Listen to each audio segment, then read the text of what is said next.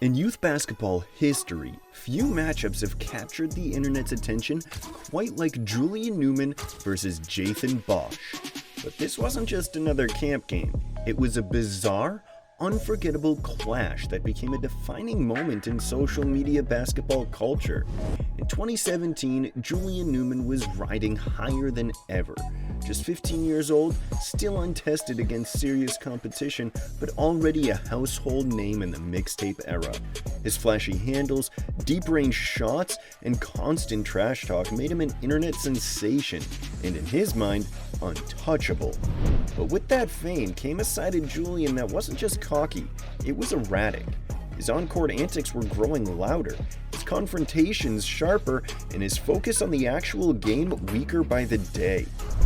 All of that came to a head at the 2017 NEO Youth Elite Camp, when a quiet, completely unknown kid from New Hampshire named Jaythan Bosch stepped onto the court and became the one opponent Julian couldn't rattle.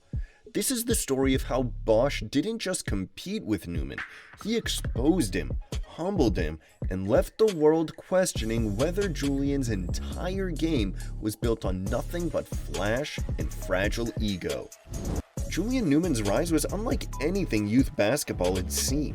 As a 5th grader, he was already starting varsity for Downey Christian School in Florida, dazzling crowds with his lightning-quick handles, absurd shooting range, and over-the-top energy.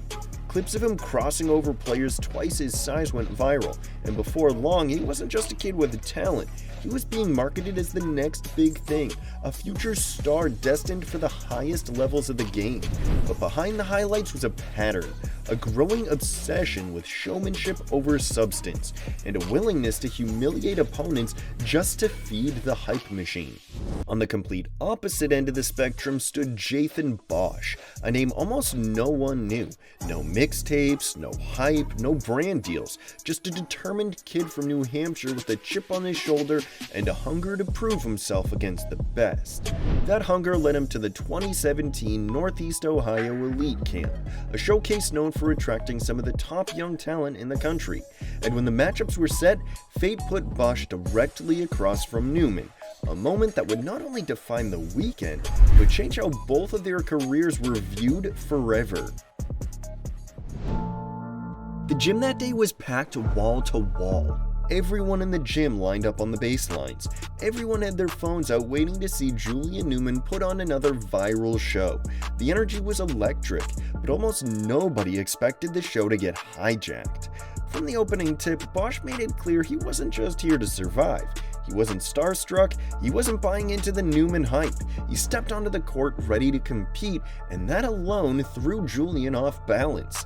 Julian's game that day wasn't just cocky, it felt erratic. Instead of letting the game come to him, he tried to drown Bosch in non-stop, over-the-top dribbling displays, pulling contested threes from way beyond the arc and forcing moments to get oohs and ahs from the crowd. At one point, he crossed the line completely, bouncing the ball off Bosch's head in one of the most disrespectful moves you can pull in basketball. But Bosch didn't react. No shove, no shouting match, just locked back in. If Newman was spiraling into antics, Bosch was anchoring himself in discipline. On defense, Bosch stayed glued to him, forcing Julian into awkward shots and bad decisions.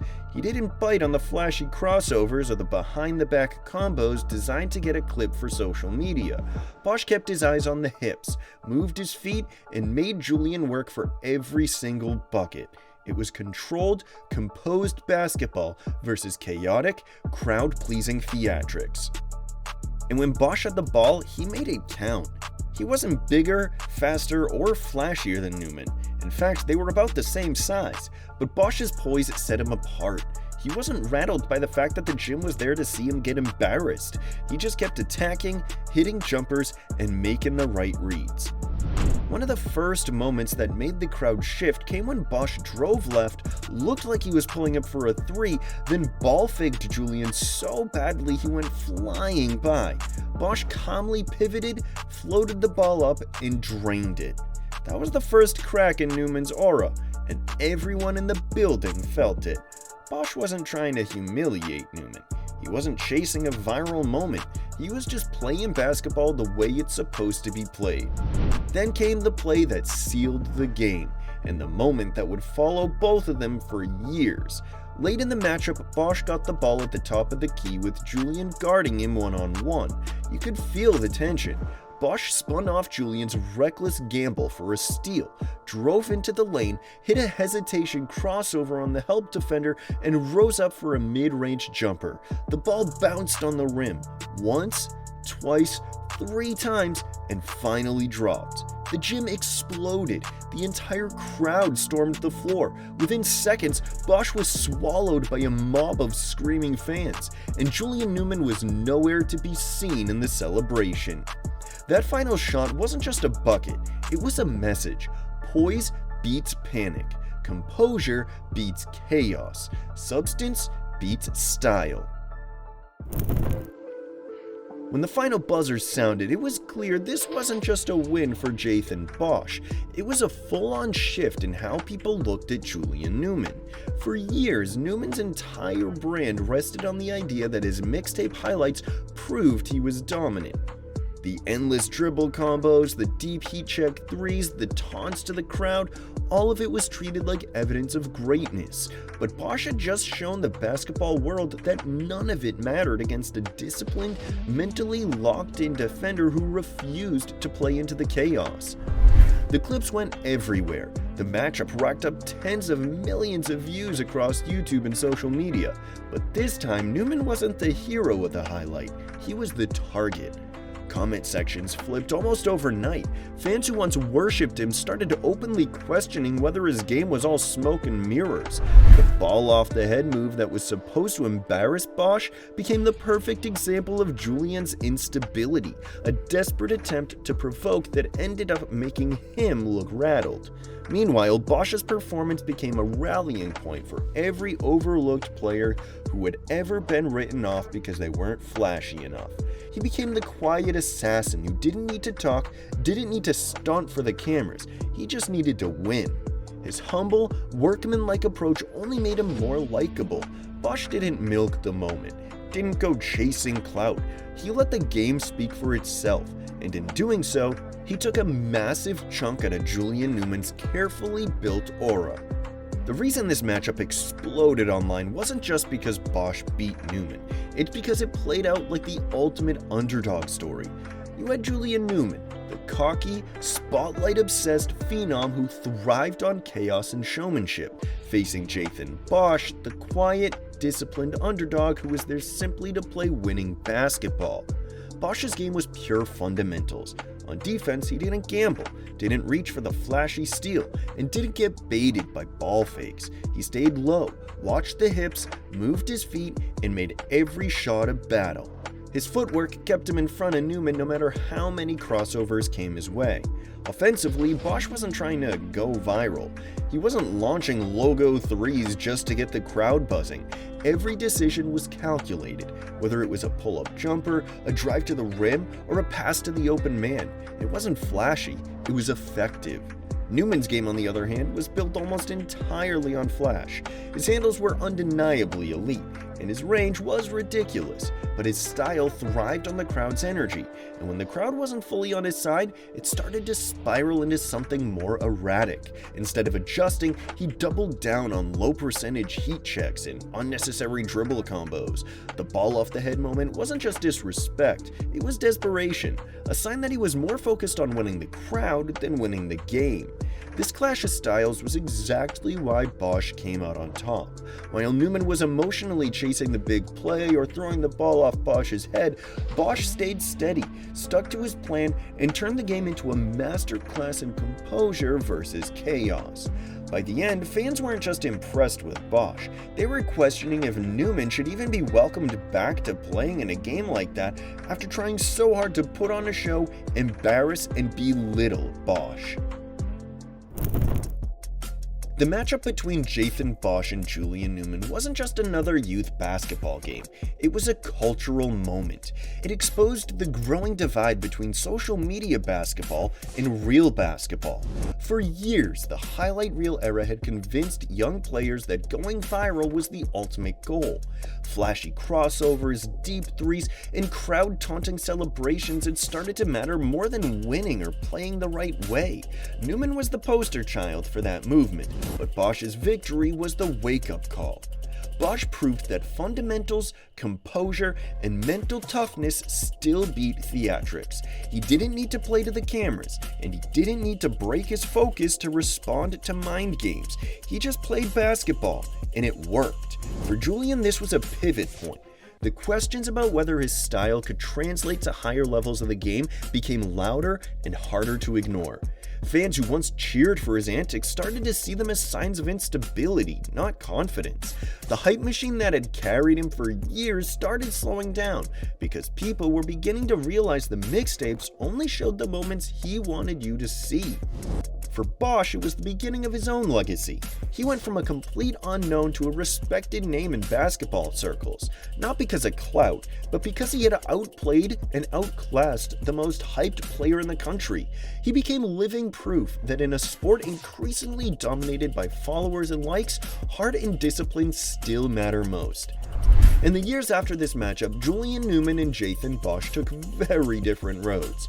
Julian kept playing, but the mystique that once surrounded him evaporated. The hype videos still got views, but the belief that he could turn his style into a serious basketball career was gone. He never truly adapted. His game remained rooted in the same crowd-pleasing tricks, with little evolution toward team-oriented, winning basketball. While he maintained a loyal online following, the competitive basketball world moved on without him. To many, that game against Bosch became the first public sign that Julian's mindset and style had hit a ceiling. Bosch's story was the opposite. In an ironic twist, he ended up playing his high school career at Downey Christian, the same school where Julian became famous, after Julian and his father left to start Prodigy Prep. Just imagine if Newman had stayed. The two rivals suiting up as teammates would have been one of the wildest storylines in high school hoops. Bosch quietly had a strong run at Downey, then went on to play college basketball at Daytona State College and Albany Technical College. No viral fame, no constant media coverage, but what he did gain from that day against Newman was something far more valuable: the respect of coaches, players, and basketball purists who saw him as the kid who stayed composed, played the right way, and let his game do the talking. And in the end, Bosch achieved something Julian never did, earning a place at the college level on merit alone. The showdown between Jaythan Bosch and Julian Newman will always be remembered as one of the most pivotal moments in youth basketball, not because of a title or trophy, but because of what it revealed. On a day when Julian tried to clown his opponent, rile up the crowd, and control the spotlight, it all backfired. Bouncing the ball off Bosch's head, barking at defenders, and chasing highlight plays, the more it became clear that his focus was slipping. And while Newman unraveled, Bosch stayed calm, steady, and locked in on winning. In the end, it was Bosch who humbled Newman, exposed the cracks in his game, and made him look foolish. Without ever resorting to trash talk or antics, he let his play deliver the message. This wasn't just an underdog story. It was a reminder that heart, discipline, and composure will always outlast hype, followers, and ego. In a basketball world obsessed with going viral, Bosch proved that the mentally tougher player will always win. As the sport continues to evolve, the matchup stands as a timeless lesson. No matter how flashy you are, the game will expose you if you can't keep your composure. So what do you think? Was this the moment Julian Newman's instability was truly put on display for the world to see? Let us know in the comments. And don't forget to like and subscribe for more deep dives into basketball's most unforgettable moments. If you enjoyed this breakdown and want to see more deep dives into basketball's most jaw-dropping and controversial moments, make sure you hit that like button and subscribe so you never miss a video. In big news, we've officially launched our Patreon. This is where the real Hoop Dungeon community lives, By joining, you're not just supporting the channel, you're getting access to a ton of exclusive perks, including private Discord access where we talk basketball 24/7, debate hot topics, and share behind-the-scenes updates, trivia nights with cash prizes for our most dedicated supporters, and exclusive giveaways such as jerseys, merch, and even NBA game tickets. If you've ever wanted to be part of this channel beyond just watching, this is your chance. The link to join is in the description, and I'd love to see you there and welcome you to the inner circle. Thanks for watching, and I'll see you in the next one.